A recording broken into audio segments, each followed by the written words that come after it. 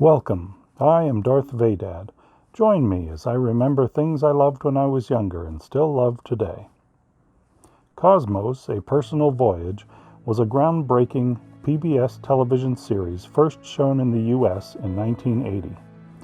Unlike the now decades-long PBS documentary series Nova, the original Cosmos consisted of just one 13-episode season. Co-creator and host Carl Sagan became widely known to the public as an expert on scientific fields such as astronomy and cosmology. He was probably the first modern scientist I knew by name as a child. The same year, I received a hardcover copy of the Cosmos book Sagan wrote while working on the TV series. I still have it today. The show and book helped foster my interest in astronomy and space exploration.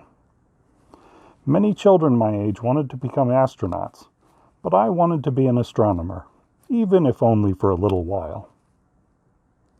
In his May 1980 introduction to the Cosmos book, Sagan mentioned being part of an early mission to explore Mars in 1976, the Viking Lander Imaging Flight Team.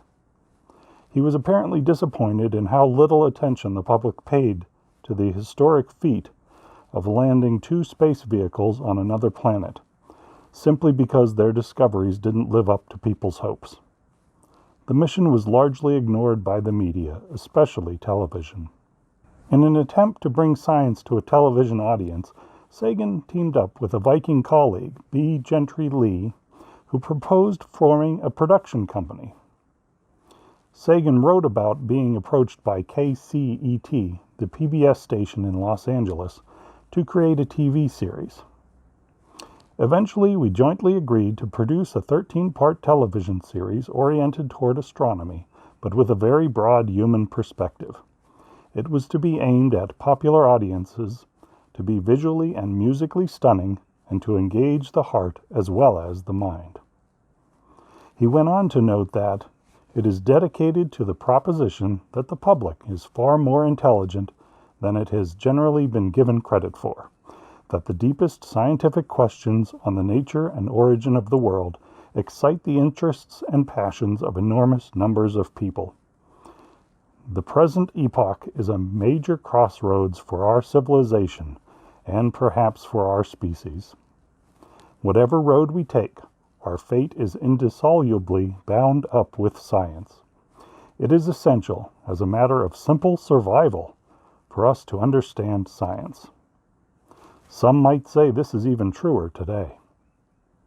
Sagan also wrote that the book and the television series evolved together. In some sense, each is based on the other. While working on Cosmos, both the series and the book, Sagan took a 2-year leave of absence from his position at Cornell University in Ithaca, New York. Coincidentally, Sagan's time in Ithaca overlapped with the Twilight Zone creator Rod Serling, who taught at Ithaca College prior to his death in 1975. I don't know if the two ever met, but they were both involved with the TV documentary In Search of Ancient Astronauts. As narrator, Serling introduced footage of Sagan speaking skeptically about the possibility that Earth may have been visited by aliens in ancient times.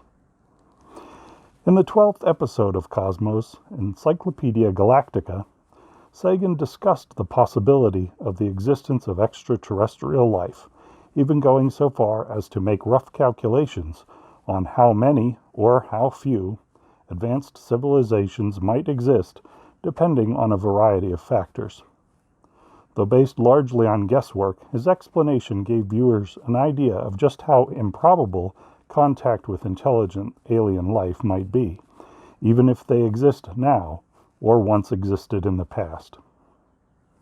His patient, measured way of speaking to his audience helped even those with just a casual interest in science better understand complex ideas.